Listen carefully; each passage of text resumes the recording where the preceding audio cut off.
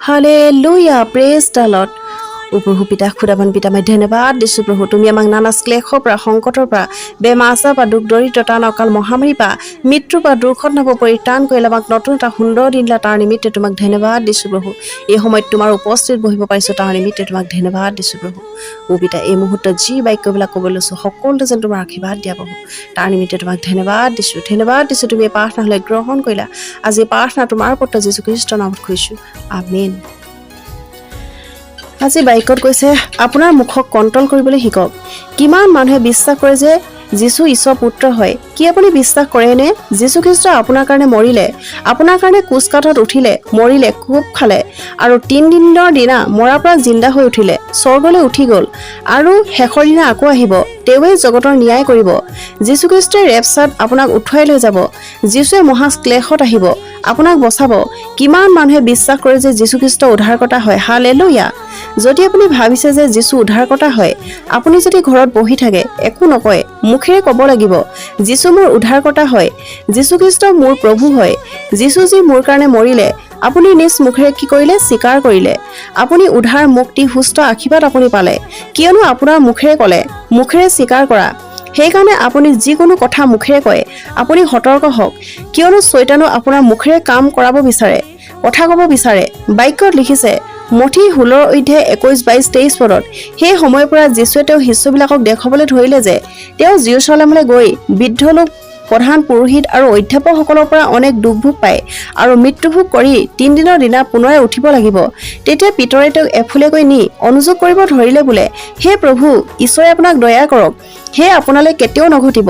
কিন্তু তেওঁ ঘূৰি পিতৰক ক'লে, মোৰ পাছলৈ গুচি যা শয়তান, তই মোৰ বিঘিনি স্বৰূপ, তই ঈশ্বৰৰ কথা নাভাবি মানুহৰ কথাই ভাবিছ। যীশুখ্ৰীষ্টই শিষ্যসকলক এষাৰ কথা কৈছিল, মোৰ কাৰণে বহুত ইম্পৰ্টেণ্ট কি মই জেৰুজালেমলৈ যাম, মই তাত মৰিম, মোক কোব দিব, মোৰ হাতত গজালে ঠুকিব, মোৰ তাত বহু বেয়া অৱস্থা হ'ব, মই পাপী হাতত নিজকে শুধাই দিম। যীশুৱে যদি আপোনাক কয় মোৰ এনে অৱস্থা হ'ব, আপুনিতো ক'ব, প্ৰভু আপোনাৰ লগত এনেকুৱা নহওক। আপোনাৰ যীশুৰ গতে বেছি নলেজ নাই। যীশুৱে জানে আপোনাৰ ভালৰ কাৰণে কি কৰিব লাগে, কি কৰিব নালাগে। তেওঁ সেইটো কৰিব যিটো আপোনাৰ কাৰণে আশীৰ্বাদৰ কাৰণ হ'ব। হালেলুয়া, আমেন। ইয়াত যীশুখ্ৰীষ্টই ক'লে যে মই অনেক দুখভোগ পাম। তেতিয়া পিতৰে 22 পদত কি কৈছে? পিতৰে যীশুক এফুলেকৈ নি অনুযোগ কৰিলে। দেখক, প্ৰভুকে অনুযোগ কৰিছে, তেওঁ প্ৰভুক শিকাবলৈ চেষ্টা কৰিছে। পিতৰ প্ৰথম শিষ্য আছিল প্ৰভু, আৰু প্ৰভু নিচে কাষত আছিল আৰু সকলো কথাতে কয় যে দাঁতত ভাত এটা লাগিলেও গম পায়। আজি কি হ'ল? যীশুৱে সকলো কথা ক'লে। যীশুক এফুলেকৈ নি ক'বলৈ ধৰিলে, হে প্ৰভু, ঈশ্বৰে দয়া কৰক, হে আপোনালৈ কেতিয়াও নঘটিব। মানি লওক, যীশু ক্ৰুচ কাঠত নুঠা হ'লে আপুনি চাৰ্চত থাকিলেহেঁতেন নে? আপোনাৰ পাপ ক্ষমা হ'লহেঁতেন নে? আমাৰ কাৰণে স্বৰ্গ মুক্তি দৰ্জা খোল খালেহেঁতেন নে? যীশু ক্ৰুচ কাঠত উঠা জৰুৰী আছিল, কিন্তু এই বাক্যত পিতৰে মুখেৰে কৈছিল। এই কথাষাৰ পিতৰৰ ফালৰ পৰা নহয়। 23 পদত লিখিছে, যীশুৱে পিতৰক ঘূৰি ক'লে, মোৰ পাছলৈ গুচি যা শয়তান, তই মোৰ বিঘিনি স্বৰূপ, তই ঈশ্বৰৰ কথা নাভাবি মানুহৰ কথাই ভাবিছ। যেতিয়া ডাঙৰ কাম কৰিবলৈ হয়, শয়তানে কিবা এটা নহয় কিবা বাহানা বনাই কামটো ৰখাবলৈ চেষ্টা কৰে। কিন্তু শয়তানক দবিয়ক, হে শয়তান, দূৰ হৈ যা মোৰ শৰীৰৰ পৰা, ওচৰৰ পৰা, কিয়নো ঈশ্বৰে মোক আশীৰ্বাদ দিব গৈ আছে। ঈশ্বৰে মোৰ জীৱনত ডাঙৰ ডাঙৰ কাম কৰিবলৈ বিচাৰে। আমেন। সেইকাৰণে পিতৰৰ মুখেৰ পৰা যি বাক্য ওলাইছিল শয়তানৰ ফালৰ পৰা আছিলে। সকলো বাক্য ঈশ্বৰৰ ফালৰ পৰা নহয়। মনত ৰাখক, কোনো ব্যক্তিয়ে আপোনাক গুমৰাহ কৰিব বিচাৰে। বাক্যত কৈছে, কিন্তু আপোনাৰ ভিতৰত ডিচাইড কৰিব পৰা শক্তি হ'ব লাগিব, পৰীক্ষা কৰা শক্তি হ'ব লাগিব। এই বাক্য ঈশ্বৰৰ ফালৰ পৰা নে শয়তানৰ ফালৰ পৰা হয়? কিন্তু ঈশ্বৰটো প্ৰভু হয়, যীশুটো ঈশ্বৰ হয়, তেওঁতো সকলো জানে। এই বাক্য সঁচা নে মিছা হয়? সেই সময়ত যীশুৱে শয়তানক প্ৰতিৰোধ কৰিলে। দেখক, শয়তানে যীশু শিষ্যসকলকো গুমৰাহ কৰিছিলে। আপুনি আৰু মই কোন? সেইকাৰণে ধ্যান ৰাখক, আপোনাৰ মুখক কণ্ট্ৰল কৰিবলৈ শিকক। আজিৰ পৰা আপোনাৰ মুখক ভাল ভাল শব্দ কওক, ভাল বাক্য কওক। মোৰ কাৰণে যীশুখ্ৰীষ্টই দুৱাৰ খুলি দিলে, মই ধাৰৰ পৰা আজাদ হৈ গ'লো। মোৰ কাৰণে মোৰ ঘৰৰ সকলো মানুহ বাচি যাব, মোৰ গাঁৱৰ মানুহ বাচিব, মোৰ ওচৰ চুবুৰীয়া বাচিব। হে শয়তান, তই মোৰ ভৰিৰ তলৰ, মোৰ শত্ৰু হাৰিব।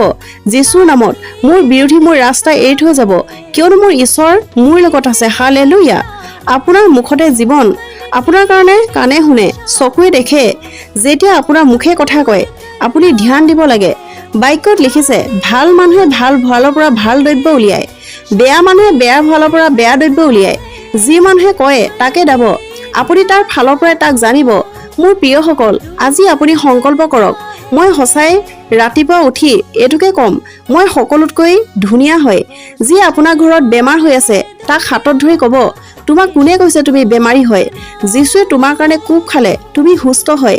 যাৰ চাকৰি গ'ল তাক ক'ব লাগে, তোমাৰ এটা চাকৰি গ'ল, প্ৰভুৱে তোমাক 10টা চাকৰি দিব। বাক্যত শক্তি আছে, ইয়াক বাইবেলে কৈছে। আমেন। ঈশ্বৰে কৈছে আপুনি আপোনাৰ কাৰণে ভৱিষ্যতবাণী কৰিব লাগে। মোৰ মানুহজনে মোক ভাল নাপায়, এইটো এটা ভৱিষ্যতবাণী হয়। কিন্তু মোৰ মানুহজনে মোক ভাল পাওক নাপাওক, কিন্তু এদিন নিশ্চয় মোক ভাল পাব, এইটো এটা ভৱিষ্যতবাণী হয়। এইটো ভৱিষ্যতবাণী কৰক। মোৰ ঘৰৰ মানুহে মোক বিশ্বাস কৰক নকৰক, কিন্তু এদিন সময় আহিব মোক সকলোৱে বুজি পাব, মৰম কৰিব। এয়া ভৱিষ্যতবাণী কৰক। আপুনি ব্লেছ হ'ব। নিগেটিভ কথা ক'ব নালাগে। ঈশ্বৰৰ লোকসকলৰ মাজত নিগেটিভ কথা বতৰা কোনো কাম নাই। যি কাম অসম্ভৱ মোৰ ঈশ্বৰে সম্ভৱ কৰিব। কেৱল আপোনাৰ লক্ষ্যত উপনীত হ'ব লাগে। হালেলুয়া, আমেন। सबसे निराला है, एक दिन वो दुनिया में फिर आने वाला है। पवित्र परमेश्वर सबसे निराला है। तैयार रहो ये